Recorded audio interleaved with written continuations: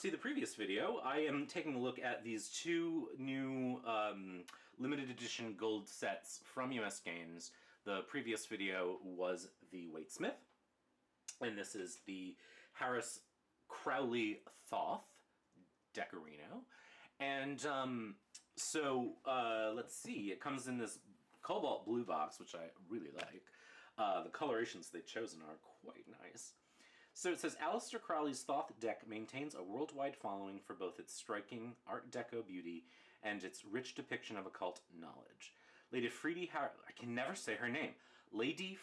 Harris's magnificent artwork layers iconic Egyptian symbolism with Kabbalistic and astrological attributions. This deluxe limited edition features gold gilt edging on both the 78-card tarot deck and the 116-page hardcover guidebook by Akron and Hajo Bonzaf. So this deck has a little bit larger of a guidebook than the Waitsmith, which is only 74 pages. I need to cut this because the shrink wrap is ripped. Again, beautiful packaging, for sure. Let's get that out of the way. So let's open it up. Again, it's got this cloth with the insert sort of glued on of a card. I'm less versed, obviously, in the Thoth than I am in the Waitsmith, so you're gonna have to bear with me. So here's the guidebook, again, really lovely, very slim, and gilded. So let's see. So it talks about the special characteristics of the Crowley deck, some changes that were made, the Kabbalah and the Tree of Life, the Sephirot. The pages are stuck a little bit. The 10 numbers and 22 paths on the Tree of Life.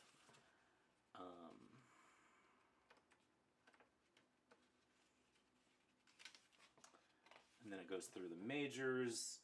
So it has some keywords. And then a description of the art. And then I might...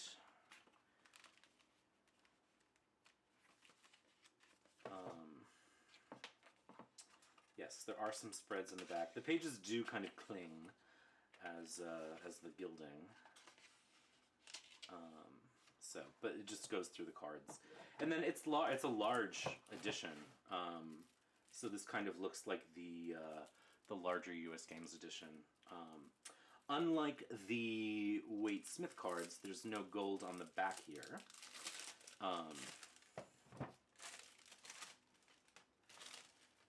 Stop sticking to me. So, finished cardstock, really kind of surprising, actually. It's interesting how different this is to the Waitsmith version. Now, let me grab my actual copy.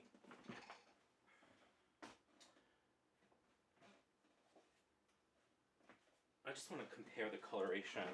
So, I don't read with the Crowley cards, obviously, but I do keep a copy on hand for reference, and the one that I have is actually the AGM version, the smaller one, and it looks like the border is the same color. Let me compare because I know there are different colorations of the borders, etc., but it looks like it's the same. I just want to find the Magus and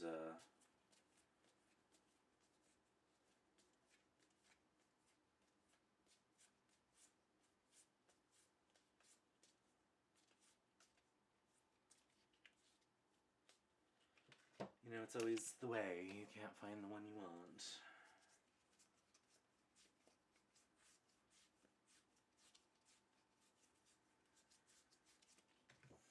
La da da dee da da da da. It looks very similar to the AGM version. It's just larger, but it looks like it's the same coloration. It has the gray border, rather. The backing is the same. It's just really thin cardstock, which I'm kind of surprised by. And I can't tell if it's thin because of the size of the cards. But it is thick. I mean, it is thin. And it's too big for me to sort of grab on and riffle shuffle. I might be able to side shuffle it. I'm not mad at the size necessarily, because I think, one thing about the smaller version, which I was sort of my only copy of it, is that, I love the paintings that Frida Harris came up with. And so, to have a copy that's larger certainly gives you more access to the information in the cards. And so I think as a study deck, certainly this would be nice, for sure. And actually the box that this is in is better than the Waite Smith one, because it does not have, oh, maybe it does. Maybe just because of the size. Like, my Waite Smith, the top edge is kind of pushed in, so the cards can slide into it. That's not the case with this, but that is what that looks like. So, yeah, I guess there's not much more to say. I mean, ultimately, it is the Crowley-Harris Thoth deck, with a book. Let's actually just sort of read what it says about the Magus.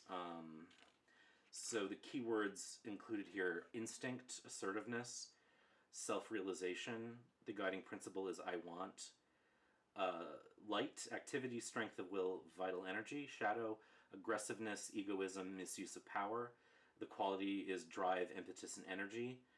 The focus of this card is a pleasant, youthful figure with great dexterity on tiptoe, standing on the mountain. I guess I should actually show you the card, right?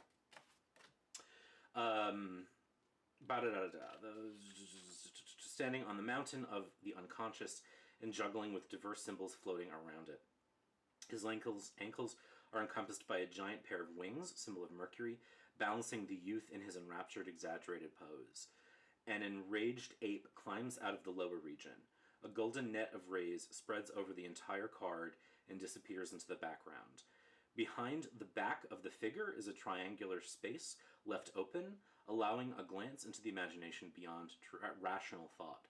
The head of the youth is crowned by a turban-like figure of two snakes entwined within each other, developing into a winged symbol with a dove in the middle.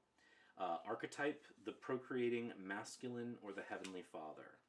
Astrology, Sun and Mercury in Aries. The Sun in the sense of strength and magnetism. Mercury in regards to agility and skillfulness. Tree of Life from Keter to Bina.